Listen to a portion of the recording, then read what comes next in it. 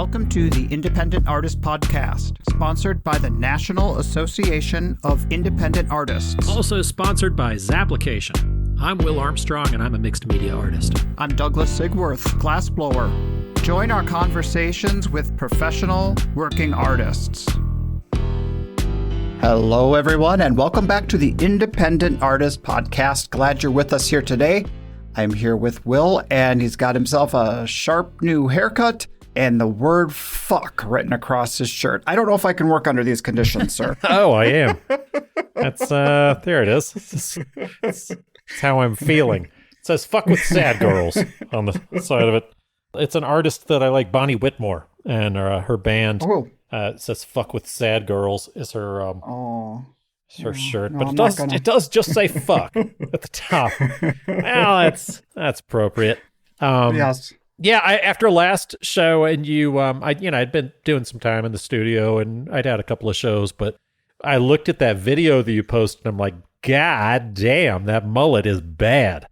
Nothing like a hair thinning mullet. So yeah, I'm. Yeah, you're looking pretty dapper there. You've got the '80s shaved over the ears and a little longer up top. Longer on top, as long as I can still keep it, right? Right. If you got it, flaunt it. Yeah, which is kind of a bummer. I had actually a great Halloween costume because I am losing my hair like Nicholson, and I'd had kind of the big mutt ears over, the side hair kind of coming over the ears. I looked just like Jack Torrance. Perfect. If you will, the little shining. I had my shining hairs, the way my girls always call it. Well, appropriate as we are recording today on Halloween. I just want to say that I've been listening to your conversation with Janine this week, and man, it sounded so good to hear you guys talking, and I really appreciate that talk. I can't actually tell you the last time that I interviewed someone, and this... I can. Yeah, you got that locked in. But no, I'm sitting here thinking, I'm like, man, I had kind of fallen off the interview horse, and I felt like I was doing a bad job at it, and then we kind of took a hiatus, and nothing like a good old friend to get you back on the horse and make you feel like you know what you're doing. So it was a really good conversation you had with her.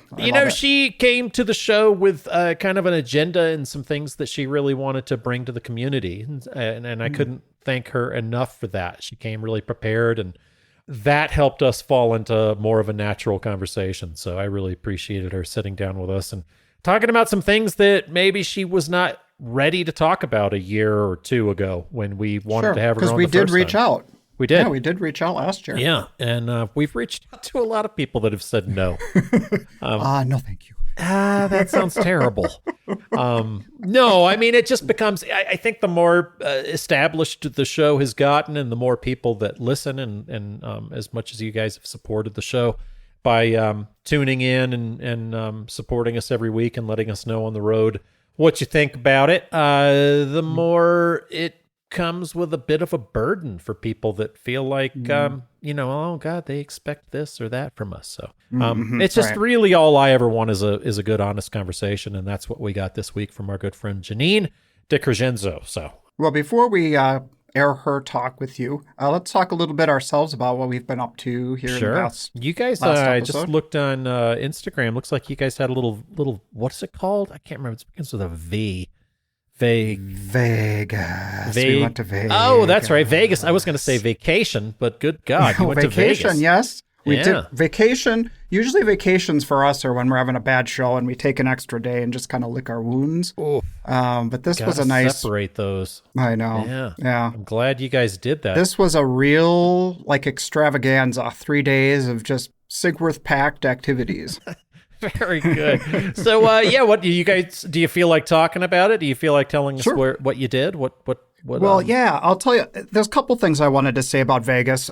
First of all, I mean, it was just a needed break. A getaway made us so excited to get back into the studio, and it's kind of a reward saying to ourselves, you did good this year, and good for you.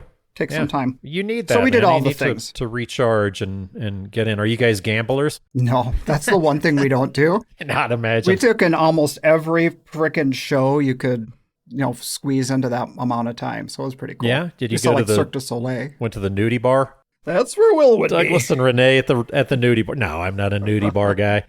That's not me. I thought perhaps because you saw my clips of Cirque du Soleil, that was kind of like a nudie bar right there. All these acrobatics. I had a high school friend that was, she was a borderline, just almost to the Olympics in synchronized swimming. And then she moved out to Vegas and was in the water, whatever they call the water one. That's the one we saw. It's called cool. I don't think she's in that any longer. I mean, I think she's a coach or has moved on from that. But that's how she got her start after college, was going out to Vegas.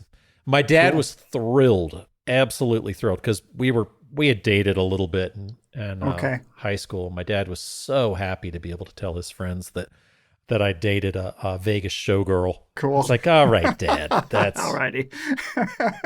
Okay. That was fun. But then there's kind of another interesting story that ties into Vegas that, I don't know, it's kind of like your hug story, you know? Everybody loves my hug story. I love your hug story. So it starts earlier this year.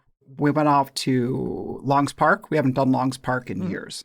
Our work has changed so much. So when we went to go do that show, we didn't really have any expectations. We had no idea what to expect. Yeah. So we had an interesting talk with somebody who wanted to do some glass on their ceiling and asked if we've ever seen the Bellagio, which we hadn't. It was kind of like Vegas wasn't even on our radar at that point. So Bellagio is, for those that don't know or haven't been to Vegas, the big opulent hotel, one of the big hotels and casinos there on the Strip. The big Chihuly thing, everybody who talks about Chihuly. Yes. So that started the conversation back in earlier this season, and these people wanted to do something for themselves, for their house. So we were thinking we would do a Sigworth version of glass for them, and we'd been back and forth all year long, kind of communicating. Towards the end of the summer here, they kind of stopped following up with us. So we thought maybe they were losing their interest in this idea. Happens. So that was a whole separate thing than us going on our vacation. And when we got to Vegas and we landed, got to our hotel, started to walk around the Strip, we get a text message from these people saying, hey, we want to go on with this. Yeah. We want this project to happen. And the trip is a write-off. Cool. Yeah. So we walked back to the Bellagio. We got a quick selfie of ourselves in front of the glass and said, you're never going to guess where we are right now. Super cool. And if that didn't seal the deal. And customers love that shit. Yeah. When you get that connection, it's like, boom, it's money in the bank. That's awesome. And so that was it. And so we're working on that now. So we're just as busy as if we were friggin' like getting ready for a show next week because, the things are just keep rolling. So I'm really grateful for that. And that experience just made us feel really like, wow, there's weird things out in the universe happening that I wouldn't have even been known was going on out there, So. Synchronicity.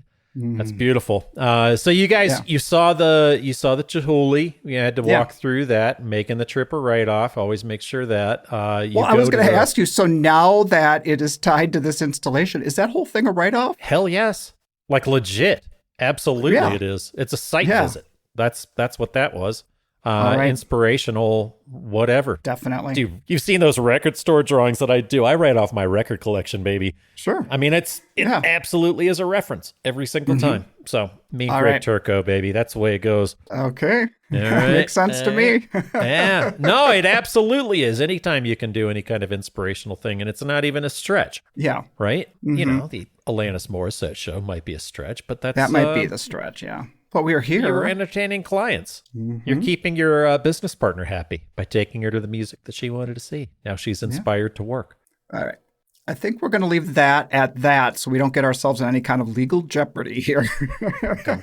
What are the cops listening? The IRS? They already got half the staff. You think they're listening to podcasts?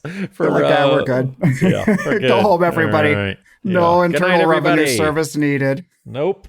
Hey, something else I've also noticed lately, and it's all kind of coming together, especially going to Vegas, is the word experience. Are you seeing that? I mean, everything now is an experience. We went to the Alanis Morissette experience. We went to the Cirque du Soleil experience. Everything's an experience. And our art shows their experiences. So I think our art shows need to capitalize on the experience idea. You think? Is that like curated Like the word curated was pretty hip and hot for a while. An art show is our curated experience, Douglas. That's exactly right. I do feel like that when we were talking about the, AI is going to continue to pop up into our conversations from here and there and all sorts. And I thought a great point, the couple points that Janine made in our conversation coming up. You're joking around a little bit with the experience, but that is why people come out. That is why they want to meet the people. They want to have, get the immersive type thing and go into the little gallery setting or the little booth setting and have at it. So, I am making fun of it, but I also recognize that is where people are right now, that everything is about the experience. And it's like, I feel like maybe not the people who are buying our artwork, but I think the younger generations, everything with them is about experiencing things and not necessarily taking home something tangible. Yeah. And I saw that entertainment is completely geared in that direction. Yeah, I think you're right. And the more immersive, that's another big word. And it's a completely immersive experience. So I'm trying more and more to do that kind of thing. I've got this booth coming up at Chicago's One of a Kind, where I get to set up my gallery space for a number, and I'm rocking a little bit of a different kind of thing and trying to make it more. I'll send pictures, whatever. I don't want you fuckers copying me. I don't want to talk about it. That's just for you and me to see. That's right. I'm not talking. And anyone to who walks in your booth. That's right. The thousands of people that are going to walk through.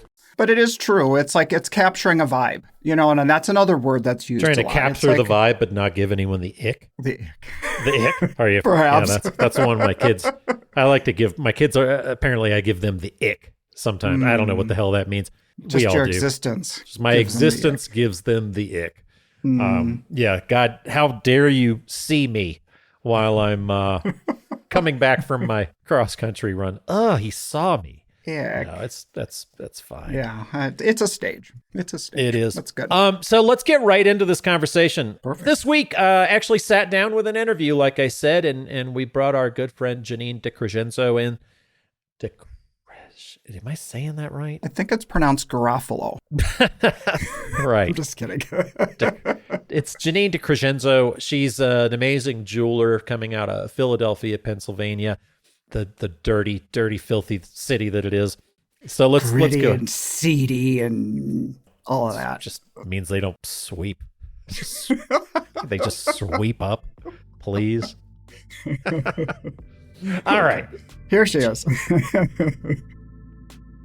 This episode of the Independent Artist Podcast is brought to you by Zap, the digital application service where artists and art festivals connect. Douglas, I'm thrilled this week that we are being sponsored and supported by Zapplication.org. It's really great that they appreciate what we're doing here on the podcast. And I appreciate what they are doing, basically because I feel like I am an intensely lazy man. And they make the entire art show process, signing up for shows, a lot easier. And they have that tagging feature for us. That way we can put little notes about a show to help us maybe with building that perfect tour. Or you can write whatever you want on it. You can write, hey, this show sucked last year, but it had promise. Uh-huh. It's going to be exactly what you need it to be. And I appreciate that extra bonus feature. Yeah, me too.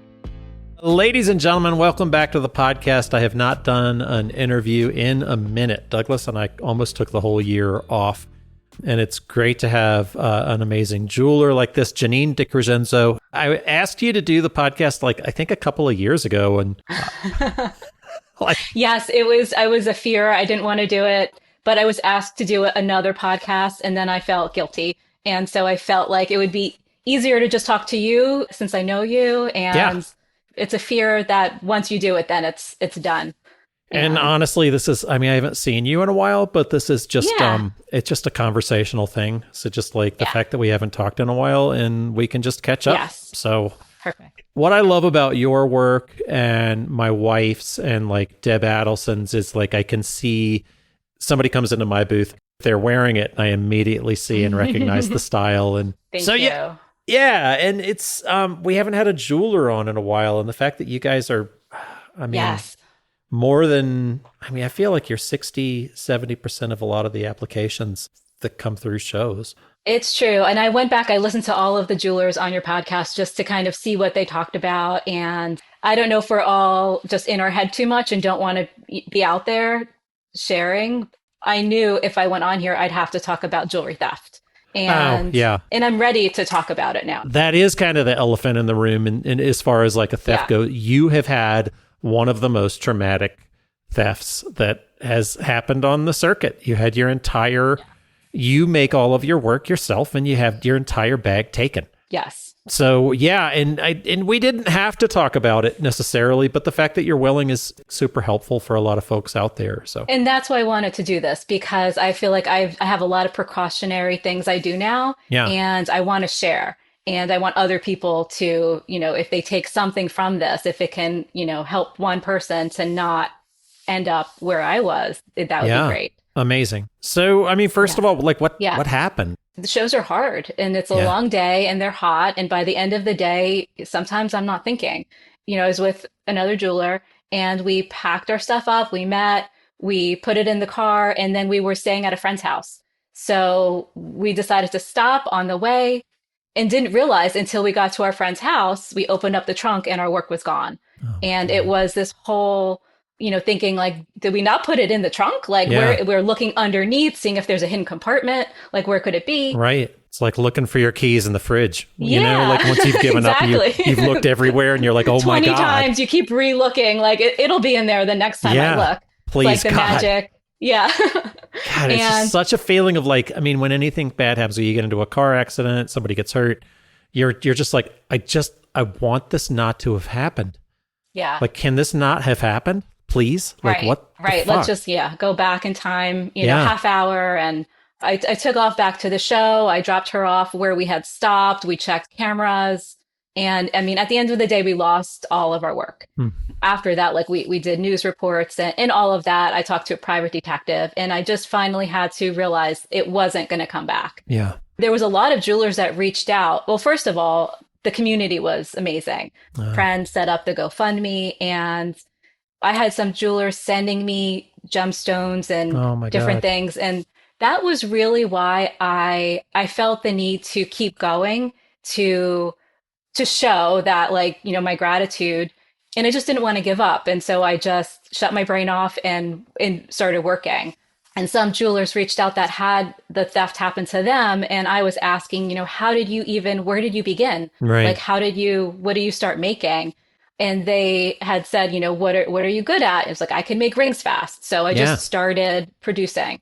I look back in my records and I think it was about 6 months until my next show. So I just worked and then had enough for, the next year. I mean, that's amazing. It's like the timing of that. September is a huge month and you couldn't participate in September. Right. Yes. I canceled a few things, but then it's over. You missed like a huge month. It's almost like a quarter of the year, really, when you look at September.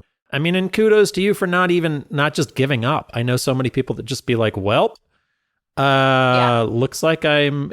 I mean, honestly, like that's where I feel like if it happened again, I would probably have a different approach.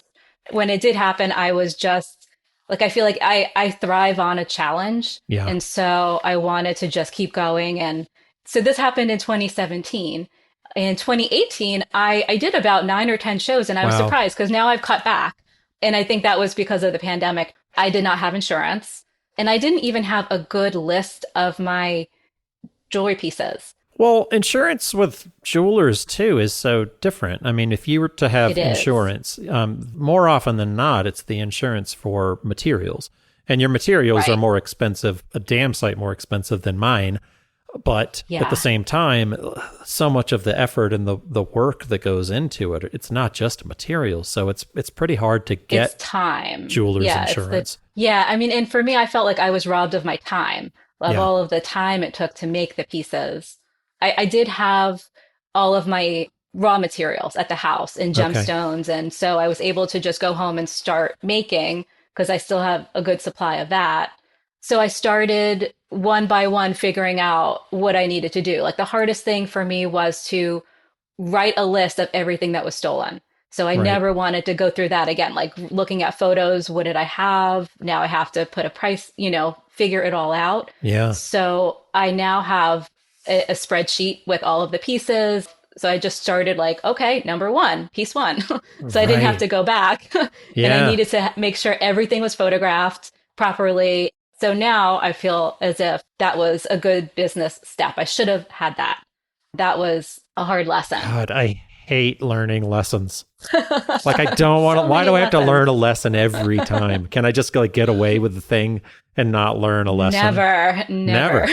God, you have Always a lesson. so like, I mean, it's the wherewithal of starting over and the ability. It's like you talked about kind of the community, like supporting you, and you felt like you owed it to the people that had donated or the. I did. I mean, I was grateful, and it was hard even to reply to some messages because it was just emotional, and I just shut my brain off. I worked and just wanted to get through until I was, okay. But I mean, customers, everyone reached out, and still people do. It's hard at shows, I have to say, if someone brings it up, because at a show, I'm in my game face. I'm trying to sell, and I need just positive energy around me. It's an interesting point that you bring up too, like what people say to jewelers. And I wanted to ask you this because I know that Susan deals with this as well.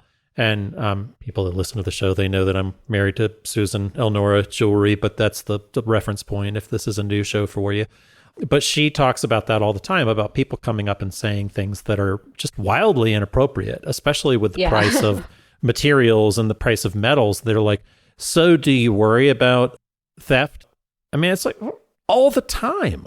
Yes, of course. Yes. Yeah. And it's even, customers or other artists, when they ask me in the beginning of the show, oh, you're the one that was robbed. It's hard to kind of get out of that, negativity in my head. So I'm happy to talk about it if people want to message me, but not at the show, unless they are asking for a tip. If they're another jeweler and have had it happen to them, I'm happy to talk about it. Right. But it's a time and place. But I don't want to see myself as a victim. Right. No. And just moving forward, and I've moved past it. And now I feel as if I have so many things implemented. Like I started, for example, I have a GoPro that I set up in the booth. Oh, wow. And I record everything. And I have, little signs in the cases that say, smile, you're on camera. And I think that's helpful to alert people. And they're goofy and they'll smile and wave and dance in front of the camera. And does that turn people off? I'm sure you probably had to go through that at the beginning. No, I've never had a negative response to it. Some people are just like, where is it? And they'll look up and see a blinking light. But I mean, I know like we're recorded, everywhere you go, people have cameras, Ring cameras. And so I think we're just used to it. Yeah. As different situations happen with other jewelers, I realized, I need to step this up. So I now have a motion camera. It's called Casa. It was like $30. Okay. And it's a $30 a year subscription. And I bring it to my hotel. And so I will put the camera on my jewelry bag when I go. And so then on my phone, I keep my phone open and then it will alert me. And so sometimes the TV sets it off, but I'm just learning how to use it. But at least I feel secure that if something happened, it's on camera. And also I'll know immediately and to call the police. Okay. And how does that work? Is it set up to a separate site? Yeah. I had to buy a special Wi-Fi box. So I wrote everything down. And I can tell you all of this if you want to add it in the notes. Yeah. I have Verizon and it's the Orbit, the mobile hotspot. Okay. And so I couldn't connect to hotel Wi-Fi. So I just ran out to a Verizon store and bought that. And so it's $20 a month for this hotspot, but then I can use it, for anything, when I travel and I connect it directly to that. Then it goes onto an app on my phone. Nice. That's amazing. Yeah. I don't know. There are so many little pieces of security. And when people are, and I hate to this is kind of the point of talking about it, but like the way jewelers are targeted at Old Town 2 years ago, somebody was targeted and she saw I don't want to mention her by name because we haven't asked for her permission or anything, but like they were definitely tracked and followed up their hotel. And it's just, you just have to, as a jeweler, you have to constantly be on, like, especially like after something's happened and you've learned the lesson, but just on alert at all times. Yeah. And it's hard after shows when it's hot and you're not thinking. And so in hotels, I'll try not to get on a in an elevator with someone. And if I do, I'll get off on a different floor and then walk the stairs to my floor. Yeah. And other people, other artists have to be on alert for your friends. My wife and I, she was riding in an elevator and she felt so bad about this couple. They're really good friends and they're being really sweet, and they hop in the elevator and it's a packed elevator with 6 other people, and she's got a book bag, and they're never the jewels. They're always the books. They're always the whatever. It's never jewelry. And they were like, "Oh man, you got the big old bag of gold on your back, huh?" Into a packed elevator. Right? Yeah. And the other people got off, and she said something to them later, and they were like, "Look, never ever do that to me again."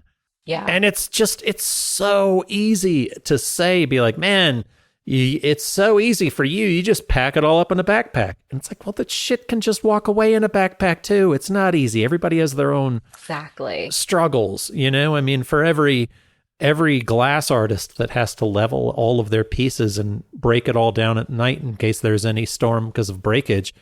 Well, except for me, I just have the large shit that nobody wants to steal. Sorry. Douglas loves it when I do that. Sorry. Bring it to you. Like 6 feet by 4 feet. Nobody's walking that down the street. Right. But no, and I just mean as far as like the other artists just being aware and being kind. And usually they are. I feel like for the most part, neighbors are always offer like to let me go to the restroom, or if there's 2 of them. I feel like for the most part, all of my neighbors have been wonderful at shows. Yeah. I know but even like training myself not to say jewelry, if I'm walking, I switch which bag it's in just to not call it that myself. Yeah, you can't. Yeah. And you can't, but we can't either. Yeah. And we've said this too, but like, I feel like at higher end shows, you have the benefit of people being aware and more educated, whether it's the clientele but especially your neighbors, that we're educated about the fact that like, I mean, and I hate to say smaller stature, but like, I think you and my wife are 2 of the, like the jewelers I know are the biggest, you're petite women carrying around this, just a big old bag of money. Yeah. But at the same time, you're some of the biggest badasses that I know for doing it.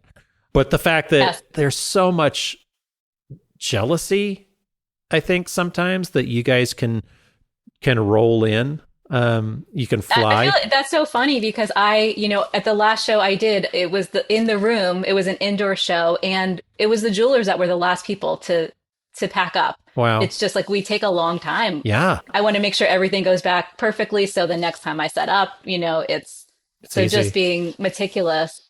And the first thing I did, after this theft was to figure out, okay, I would like insurance. That seems smart. Mm-hmm. And I went for Hartford. I actually had I guess they're called a broker, and they looked at different policies for me, and Hartford seemed like it made the most sense. Okay. But I found out later, years later, that there was tiny print, and it only really covered jewelry. Like I was insured for 100,000 and it covered me for like 5,000 for inventory or 10,000. Wow. So that's something, for jewelers to make sure they're covered if you're paying for it. Right. So later I went for Jewelers Mutual, which is very complicated to get, and they required a safe. So, and I already had one, that I purchased after the theft, but they also needed a monitoring system for your house.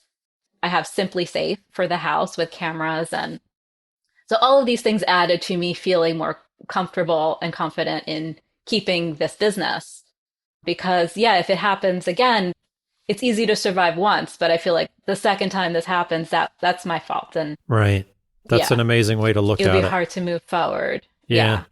And that's, do you mind talking a little bit more about switching bags at all? Like, how does that work for you? Yeah. Well, I fly in usually. Sometimes I drive, but I do switch my work daily, whether it's cooler bags or a large bag, possibly, at the end of the show, because I feel as if a small bag seems like jewelry, seems like the inventory. But if it's in my big suitcase, I have an easier time keeping my eye on it. Right. And then I can switch it back when I get to the hotel. If I'm by myself, I will possibly change my clothes even when I'm leaving. I shut the tent when I pack up the work. so people can't see where it's going. Right. So yeah, the show ends, the walls close, and in the past, I've left the walls open, and then there could be someone watching, I don't know. It's very true. There was an incident at, not to give you a little PTSD, but there was an incident in Denver this past year where somebody was talking, like I was closing up and I had late customers and I was talking to them, and my wife is 2 doors down. So I went, kind of checked on her, and she's talking to a customer. And so I zip up and finally get down there and realize that the guy that she's talking to is not a customer. He's like kind of a creep. And, we're not sure whether he's a creep because she's a pretty lady and she's by herself, or whether he's a creep for the gems and the jewels. Right. And so I went there and was, I went and was a 6-foot white man for a while, and just kind of got behind the booth and just was like, made sure he knew that she wasn't alone, and just kind of talked to him. And then she was like, well, I don't want to be rude, but we are closed now, and we can talk later on. Thanks so much for coming. And we zipped up the tent, closed down. And then as you do at a show, you meet up with your friends, and you're walking down the center of the street. At this particular one, we're walking down 2nd Street, and we're chatting to all the folks we know, and everybody's had a good day, and we're all happy. And we get about 2.5 blocks from her booth, and I see this guy, and he is looking like window shopping, and he's looking in windows. There's nothing to window shop. These are office buildings that he's looking in the window. And I had gotten his name, and I grabbed the book bag from my wife, and I was like, I had it. And I was like, what's going on, Abraham? How are you doing? And he kept turning his head away. And I just took my phone out, and I took a couple of pictures of him just in his face, just click. And then, but I mean, it also doesn't hurt that I'm hanging out with Mick Whitcomb, Clifton Henry, Michael Schwegman. These are my boys. And I'm with Dave Bergeron. So we got Dave, who's crew. I'm like, and I didn't even realize that I've got this, like, okay. And they're all the nicest dudes in the world, but Dave Bergeron, he's an ex-cop and a security guard and is trained in close combat. We've got Michael, who's the nicest. Amazing. Yeah. Michael, who's the nicest guy in the world, but also streetwise St. Louis. Punch first, ask questions later, like kind of guy. Mick, who I don't know if you've ever seen him kind of get puffed up when somebody's getting shitty to his wife or kind of flirty with his wife, but that's a sight to see. I don't recommend it. But man, when you want to see the switch get flipped, that's kind of interesting to see. But like Clifton, who's 6'9". It's like these are double my height. I know. I'm like, what? Amazing. Oh, yeah. So it's just it's great to have, and plus, you mentioned talking about your people in the community. If something bad, like we walked into the Cherry Cricket down the street, and it's like it's filled with nothing, but like you want to talk about people that have your back. This is a hell of a community, and just kind of mentioned, like, hey, this happened down on the street. I also alerted the show, sent them a message, and then the security guard, I was like, see that guy, right? And like they have security guards at the end of the street. I was like, see that guy? This is what he did. And, you talk about some dudes who were sitting around waiting for something to do. They were like, holy shit, we get to do our Let's job. Follow him. Yeah. Yeah. It's like, oh man, it's on. Let's do some work. But yeah, it's just, and I think again, it was probably just, let's follow the pretty lady and see where she goes. More than that, but you're constantly on your guard. Just have to be careful. Yeah, exactly. I feel like I'm at the restaurant or whatever with the book bag next to me and I'm winding my foot through the strap. Like the Hamburglar is not going to crawl under the goddamn table and start opening up little packages. But you want it to be, I hear you, wrapped around you. So you know. I want to be touching it. Yeah. At all times. And that's smart. That's smart. Yeah. So what kind of shows, like as far as security goes, I know that like it's nice to see like shows like St. Louis that you can actually take the golf cart all the way back to your hotel. Amazing. Insane, right? That that they offer that. And some indoor shows have jewelry lockup, which is amazing. Yes. Where at the end of the show, you can just drop off your bag and then leave and go to dinner and not have that, fear. Yes. Because normally I don't go out with other artists anymore. I want to just make sure the work is safe. Right. So shows for me, there's less socializing and it's to sell. It's to, for Right. business. But I just did an indoor show and it was a little slower and it was kind of nice having time to chat with people and, and visit with other artists because that is part of the fun of it. It is. That's wild. I'm sorry to hear that the burden of that has taken such a toll on, I don't know, your lifestyle. I mean, like most of what people say when they come on our show is to say like that their favorite part is the socializing, that they, right.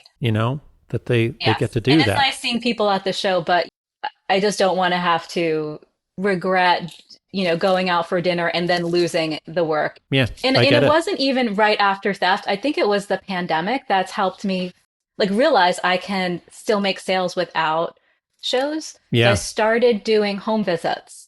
And I wanted to ask you about that because I wanted to talk about that. Yeah, this is a great way to change the subject and get off of the funeral dirge of theft. Good Lord. Thank you so much for talking about that. I know it's such a pain in the ass, but I have, and this is, we had Betty Yeager on the show as well, and she kind of parlayed it was great her business. Hearing her. Yeah. Oh man, what a trip. I couldn't love her more. She's so great. But like, how did you do it? Well, you've changed your business model after the pandemic. You kind of learned how to sell and you learned how to be independent of shows. How did that work out for you? Usually I'll use the show and think of it as if they're not going to purchase right away. If they mention, oh, do you do commissions? I always say yes. Mm-hmm. I always try and get their email. For the most part, it'll be them using their own gemstones and I'll, design it in my style. Yeah. Using their gems. Are you using like recycled gems? Are you taking things out of older pieces? If they have a sentimental gemstones, I require them to go to a local jeweler and have them remove the stones first. So that in case it's broken, in case there's a chip, I don't want to be the one to tell them. So they have someone else do that and send me the loose gems. It's basically my light box and a camera and my phone really now. I video for people. So I'll send them different layouts. I'll do a video and say, pause it where you like what it looks like. So we go back and forth in that way if they're not local. That's nice. Okay. Yeah, I just wanted to ask you how you handled that because I know that other jewelers deal with that all the time where people come with sentimental things and there are so often like the integrity has been compromised of the gemstone or right, exactly. Like I won't take metal to scrap. I'll suggest places they can go, they can cash it out and then have the money to buy. Fantastic. That's a really great way to handle it. Okay, so just wanted to jump in and ask that because I know that is something that I know my wife is sitting there back, she'll be listening to the show and going like, why didn't you ask her this? Like I deal with this bullshit all the time. Yes. Yeah. And if it's a really good customer and if it's just prong setting, I'll remove the stones for them. Okay. Yeah. But for the most part, I have them go somewhere else. So I feel like I'm just planting seeds. Like I'll ask customers, like, would you be open to a jewelry show in your house or a trunk show, like an old Tupperware party? I sent a newsletter out once with that questionnaire. So whether I connect it with the show, so the beginning of the year, I went to Texas and I'll only do one show in Texas. So this year it worked out to do Fiesta, but I have a great mailing list in Houston and in Dallas. So I sent out emails and set up appointments. So I flew into Houston. I have a friend I could visit and stay with and then visited customers and then did the show and then ended up in Dallas. Wow. I could visit my cousin and see a customer or two and then fly home. So it was really like, to me, it was like 3 shows, only it was just one of the grueling labor. Yeah. And then, each visit is an hour, 2 hours. Usually the customer has an idea of what they want and I have my work pre-displayed. So I'll just show up, whether it's on their kitchen table or in their backyard. I just open up my display. That's interesting. Tell me about that. You say pre-display, like, is it like a case where it's already? Yeah, I started doing this at the shows too in order to get out as fast as possible. Okay. It's the jewelry tray, so a standard tray and a half tray. And there's foam. And so I have, the special fabric. So it's all displayed, like the necklaces are laid out. Rings are different. Rings I put on a tray. Okay. But for all of the other pieces, there's a piece of foam that goes on top and a lid and a rubber band. So at and the they shows, all hold in place without shaking up? Yeah, and it all holds in. Exactly. So okay. It's like sandwiched in big rubber bands. And that way at the show, I just undo the rubber band, put the lid below it, and put that into the case. Really smart. So it's really fast. Because that was one of the things, I don't want to be there for 2 hours packing up my work. I just want to lid it, rubber band, and go. Yes, just get in and out. So you show up at people's houses and you're already pre-set up, which is amazing. Right. Can you hear, like, I'm from the jeweler's husband perspective, like I want to I want to get out of here. I want to go get out of there. Yeah, exactly. Let's go. So that's super interesting to me, especially just all of the different places we go. Well, and that was the thing too. Yeah, for the holidays, I'm visiting family in Florida, and I had a customer just reach out that wants a commission piece. So we're going to meet up, and super cool. It'll just work out wherever I travel. I'm just open to the opportunity of selling. Yeah. I think it was last year, for the past 2 years, I just did a vacation with a friend. She was like, I want to travel. Where can we go? And so I looked, where do I have customers? Okay. Do you want to go to Colorado? Let's do it. And so she planned us a great vacation, like the most fun. And we set up appointments. And so I made some money and just vacationed. And write everything off. Everything. Every single thing right off. Yeah, absolutely. Yeah. I love going to dinner with friends and be like, oh, you wanted to buy a painting? They're like, what? Exactly. Right. No, that's amazing. So you have, just the idea, and I love talking to different people that do things differently, but it does kind of harken back to the conversation we had with Chris Dahlquist early on, where she was talking about, like, why would you not milk every aspect of the show? Like, every possible thing. And I've been doing a lot better even since listening to that about, like, I actually do a lot more business after the fact now than I do during the show.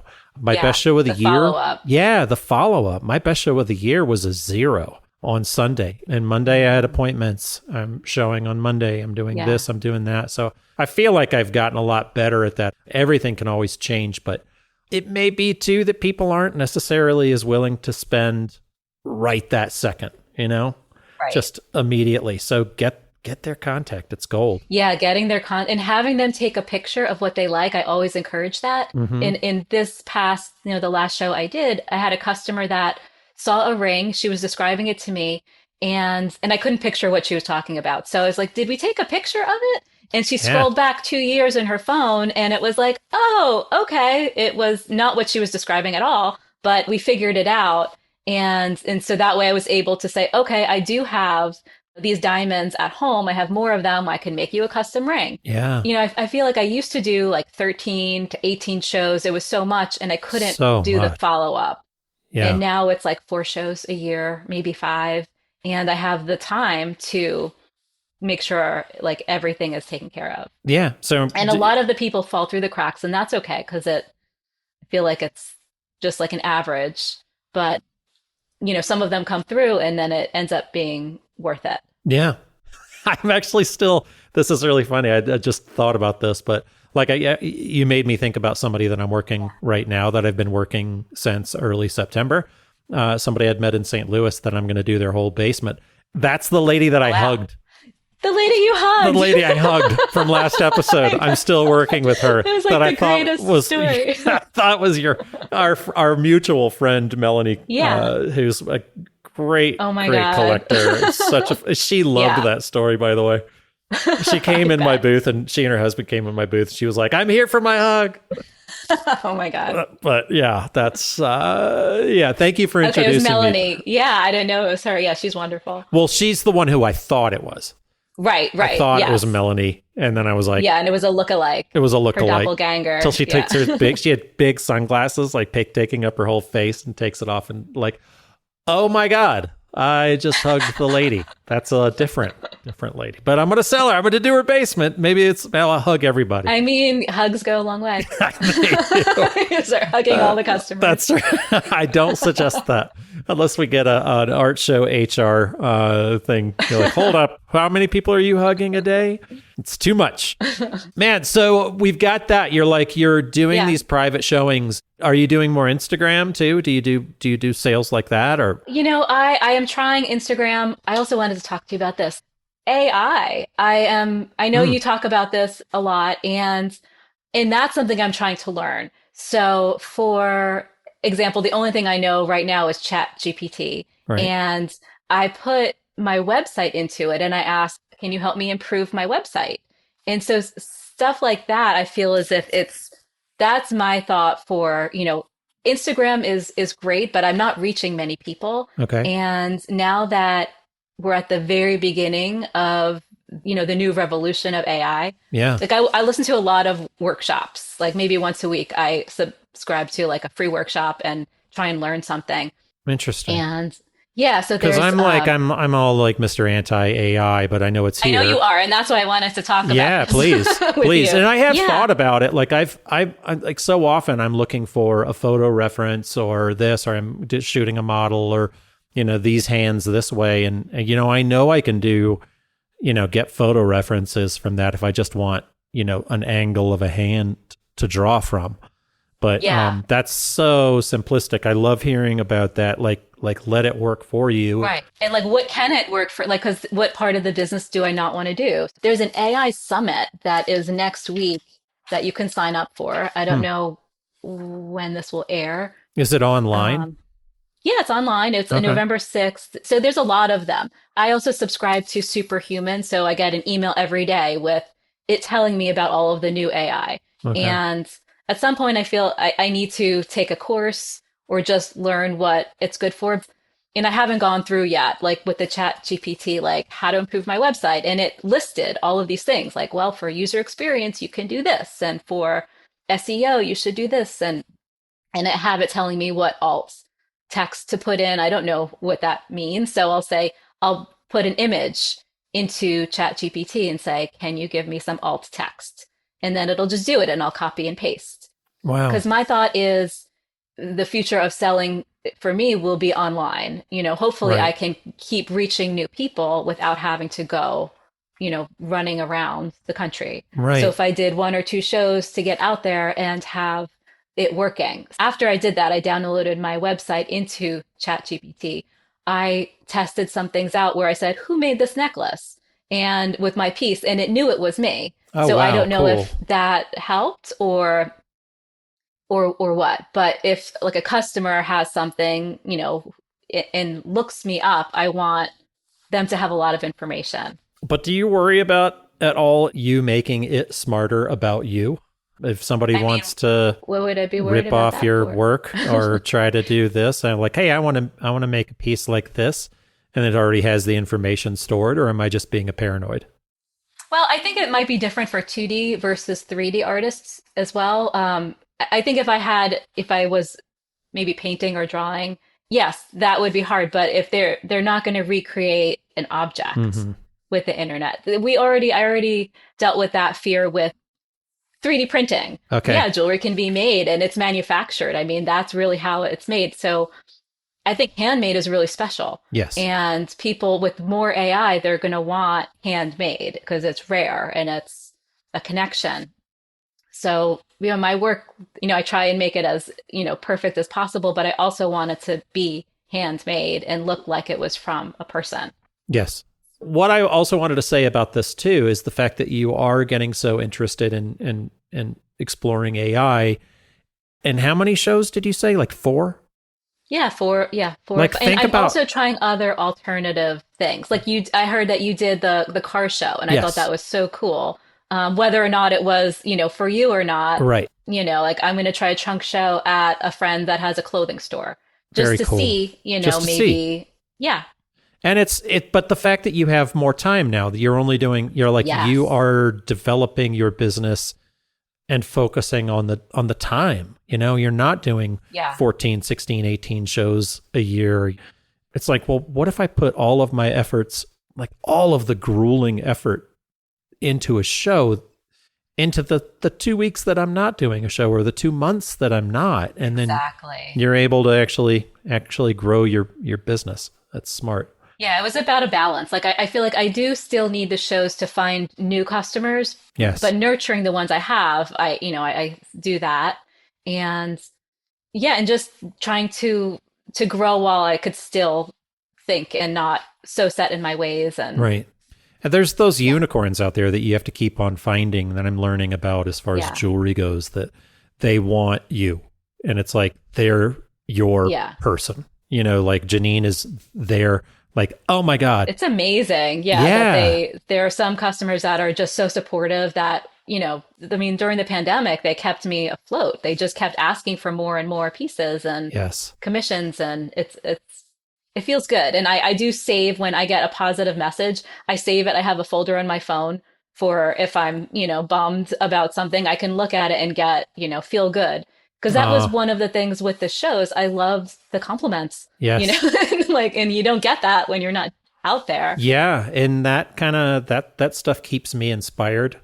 As far as like, I'm more inspired after shows to go and create work when people come in and they tell you how much they love your work and they want to do this. And they're like, oh man. And then all of a sudden I'm pumped up. Or if it's not just panic, it's not just panic creating. It's, I don't know. It's more inspirational. That way. And usually I'll take notes if there's a customer that they're like, oh, I would love, maybe like a brooch, for, they'll tell me about this outfit they have. The next time I do that show, I'll make sure I've made a few of those. Mm-hmm. Or, so I always try and keep like those special customers in mind. Because I feel like then when you tell them, oh, I actually just made this for you, they're going to buy it. Right. I've done that with people in certain cities, and I'm like, wait a minute, didn't they say they wanted this? And they're like, I've got 2 different kind of inks that I'll use, one with more umbers and one with more like Payne's gray kind of blues to it. And so it's like definitely a feel of like the warm versus the cool. And they're like, oh man, if I just had this in like some cooler blues. And so like the next year I'm like, you're like, cooler blues. You're like, you're damn right, I'm bringing cooler blues. And it's like, again, hearkening back to previous podcasts, that's as much as I can handle of the Dolan and Allie Marie Guyman portion where they're like, owl wings open, owl wings closed. And I'm like, you'll be lucky if you get an owl out of me. I'm not, just one is fine. I'm not going to be like this, the lady's head turned this way. But anyway, you can kind of do that. And it really does make sense as far as like people, they do want to jump on it. And you're like, oh, I'm bringing you this. It's part of my collection. If I can convince you that I made it just for you. God, it works. It works. Yeah. How's Philly? Philly's great. Yeah. Philly's great. What part of town are you in?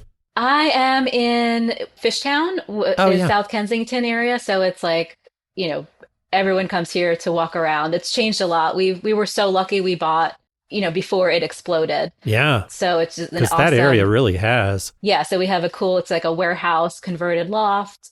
So like one big open space, and I have my studio here, and we walk a lot because it's really hard to park. Yeah. So it's a good walking city. Definitely. I know that that's when our good friend Benjamin Fry was there. He was in kind of closer to the Rittenhouse area because of his now wife was studying and needed to be there for school. But I love the neighborhoods in Philly, and I love that about the city. I used to not love Philly. Yeah, it's a gritty town, and I love that. Then it's a neighborhood. There's a lot of great neighborhoods. Like where I used to live, everyone would sit out on their stoop and they just watch. And so it's your own security system, because if they know you, they're friendly, and if they don't know you, they'll watch you. Yeah. And I like that. I do too. Yeah, it's definitely that kind of city. I don't know. I think if you don't like Philly, it says more about you than it does the city. Yeah. I mean, if you're like, oh, I hate Philly, you're like, I know you. That's fine. Mm-hmm. Yeah. Move along. It's not for you. I did travel around a bit. Like I grew up in Staten Island. I went to school in Philadelphia, and then I did live in California and Tennessee for a bit, and then back to Philly. When I moved back, I had a studio in Manayunk. Oh, wow. The public transportation is great. So that's easy to get around here. Yes. Which is nice because like living in California, you had to have a car. And I mean, everywhere really, like Tennessee, I felt like I had to drive required. half hour to get to a supermarket. Yeah. Or if you're even trying, it's like, oh, the supermarket's a mile and a half. I'll walk. And there's like no sidewalk. And you're walking on the road. You're going to get hit by a car. Yeah, it's a great city unless you try to go to see the Atlanta Braves play the Phillies. And that's just a naive thing on my part. Oh, my God. You know, the cop told me to take my hat off. He was like, yes, I can't protect you in there, kid. Take your hat off. I was like, nah, I don't like you anymore. The most naive thing I ever said, I think, was in Philadelphia. I went to some neighborhood to go check out this Korean restaurant. And I was like, oh, they must have just had a festival because they hadn't done the street sweeping yet because they're all no, that's just trash. It's just trash. that's just an accumulation of trash. Nah, it's real. It's a good city. It's a good city. Yeah. A good city. We've had an awesome talk. I've had a really good time talking to you. Good. And I do want to bring up like kind of etiquette as far as what we can learn. I mentioned it kind of the beginning of the show, but as far as people out there, the costs of materials and metals, you work in primarily silver, but you do some gold too, right? Yeah. I mean, and I've been doing more gold. So it's, silver and gold mix. Yes. And then fancy gems, diamonds. And then I also use coral and fossils and shell because, I do some stone cutting. But yes, for the materials, the expensive. Is that what you're saying? Yeah, I was going to just bring that up because we've had people come in, like other folks who are like, they just only want to talk about, and it's not customers necessarily, it's some of us, but it's like, oh, are you worried about the price of metals? Well, of course. Yeah. How do you, and I know this is kind of what I don't like getting asked when we are at shows, but at the same time, I do want to kind of bring it up. How are you handling the increase of pricing as far as like how often do you do it? Yeah, I don't even know. Before I go to a show, I'll relook and just see like, is this possible to sell it at what I have it at? Yes. Or do I need to raise it? So I'm trying to be fair and also letting customers know like it will be raised soon, so if you want it, now's the time because the next time I make something like this, it will be much more. Right. But yeah, like I feel like last year gold was at 1,800 and now it's at over 4,000. So it's more than doubled, which is, and it was already high. Everybody thought it was high at 1,800. Yeah. Yeah. I mean, and I'm lucky, like I buy whenever I shop, I shop in excess. So, so I have a good amount to work with and I'm just hoping that it will drop, but I don't think it will. Do you try to bring the prices up to match the cost of metals, or do you ever like say, okay, well, I got this at so-and-so and I'm going to sell it to you at do you feel like you have more wiggle room there or no? It's a good question. I do raise the prices, but I try and keep a little wiggle room. Yeah. But it gets trickier as every time I look, it's higher. Yes. And it's just, I don't know, it's the answer to your question. If you're thinking about asking a jeweler, are you worried about the cost of gold, is yes. And they've already freaking thought about it. You don't need to constantly bring it up to them. Are they worried about theft? The answer is yes. They're already thinking about it.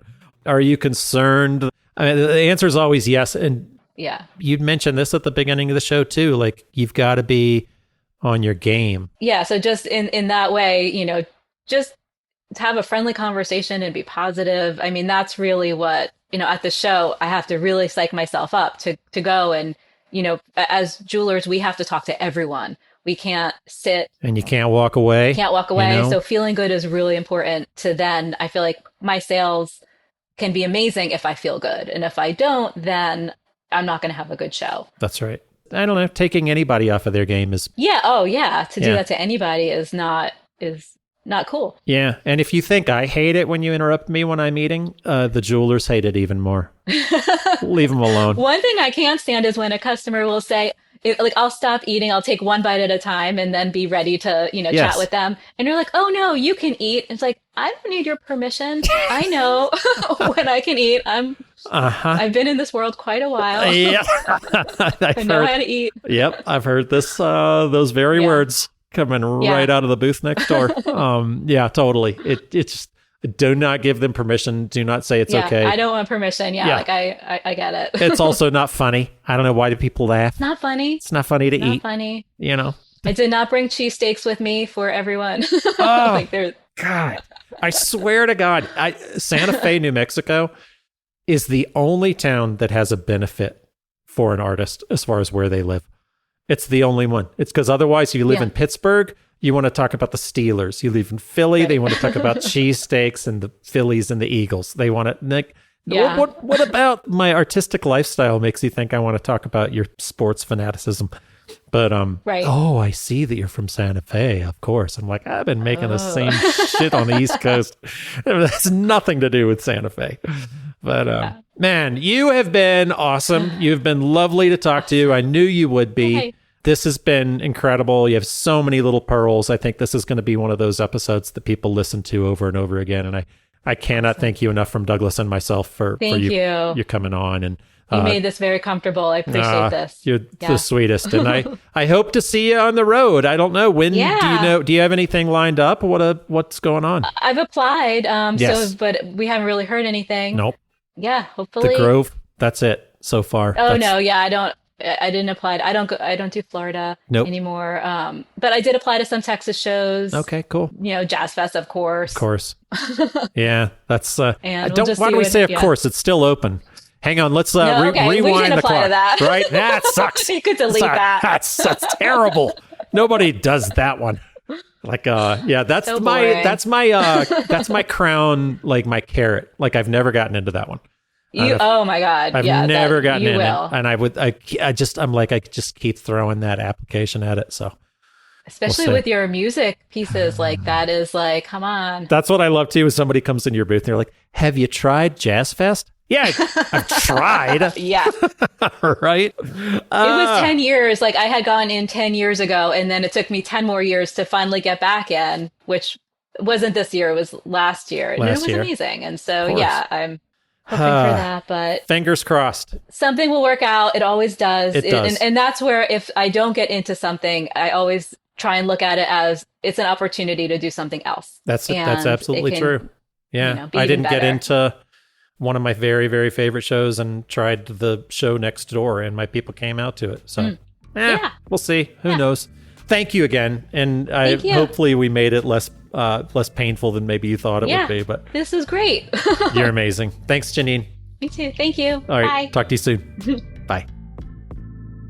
That was great. You're back on the horse, Will, and that was a really interesting conversation. She had an agenda of different topics that she wanted to talk about, things that she was ready to talk about for the first time in a couple of years. Yeah. I thought it was really valuable, and I love how it kind of matches with some of the other talks that we've had and pushes that kind of dialogue in a new direction. So I did talk to her after the show, and she wanted to bring up a couple of other points that I thought were really smart, really good points. Like, Douglas, you and I have talked for the last couple of years about what we can do for our neighbors, especially when you see solo artists, who are out there as especially jewelers who cannot walk away from the booth. You and Renee are an amazing partnership. You can step away, she can step away, but also your entire inventory cannot be swept into somebody's backpack. Exactly. And taken away. So it's important to make yourself known as kind of as an ally, really, and as a friend, and be friendly to folks when you see them. But she had a great point, and some shows are doing this more and more.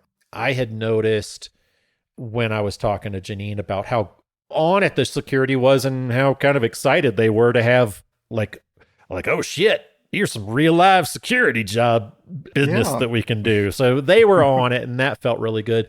But some, St. Louis will give artists a ride to their hotel if they've got that backpack full of books that they need to guard with their life. And so another thing that some shows have been doing and that has come out is a specified, like, you know how good the weather apps can be, or the weather, there's an alert at Main Street, Fort Worth, that weather is coming. Sure. If there can be a separate phone line for jewelers, if they've seen a creep, hey, look out. And it doesn't need to bother all 250 different artists. Right. To have like a separate jewelers list and be like, hey, folks, this is what I saw. Be on the lookout for this. Or when there's been a theft at a different show, I know my wife has gone on and been like, hey, folks, this just happened. Somebody distracted me, and this pair of earrings has legs and it's walked away. So that kind of thing. So it can be done with weather. Why not think about doing it with jewelers? And it can be done with a subset of the artists too, like you said. That's right. I know we have a lot of different show directors who listen too. So if there's something that can be done for the jewelers that you can think of on your own too, like the golf cart to the car or whatever, to add that little bit of extra security to your show, feel free and just get the conversation going, because unless you know that that's an actual issue or problem, it might not even reach your radar. And some shows it may not be practical. I don't know. Yeah. There are some shows that have full staffs, and there are some shows that are run by one person or a volunteer board, and it may not be practical for everybody, and we totally understand that. We get that, yeah. It just, the more that you can do for folks, the better. I mean, some of these indoor shows have security guard lockup, where they've got basically a huge safe where all of that jewelry can go into that safe, and it's insured. And again, that's not practical for everyone. I mean, in the same way that, like, when things happen to jewelers, it's at the end of the show, right? When we've heard these horror stories, it's after everything has already been packed up, and it's so easy for that bag to walk away. What you envy about jewelers and their ability to fly in and set up on rented tables is the bane of their existence as well, because they know how easy it is for their entire livelihood to just walk out the door or walk down the street. I love what Janine talked about when she said how she turned her display into her storage cases also, so that she could expedite her leaving, but then also doing it as trunk shows or other types of venues, which I think is brilliant. That was a lot of really well thought out planning that she did on that. And it's tragic that she has to think that way now, but I really appreciated her sharing it with us. And that another kind of final point is, like, at the end of the show, when we're all ready to leave, the trash cans get taken away. It's like 5 o'clock and the security gets to leave. And how nice it would be if we could maybe get another, hour of the security guards coming in at the end while people are packing up. It could be really, really helpful and save some of our friends their livelihood. True. It's heavy stuff this week, Douglas. Heavy. All right. Well, thanks. It was good seeing you, man. Good seeing you too, sir. Glad you took that vacation, and can't wait to see what kind of work comes out of it. Yeah, let's go. Yeah. All right, buddy. Take care. Bye. This podcast is brought to you by the National Association of Independent Artists. The website is naiaartists.org. Also sponsored by Zapplication. That's zapplication.org. And while you're at it, find us on social media and engage in these conversations. Be sure to subscribe to this podcast to be notified when we release new episodes. Oh, and if you like the show, we'd love it if you would give us your 5-star rating and offer up your most creative review on your podcast streaming service. See you next time.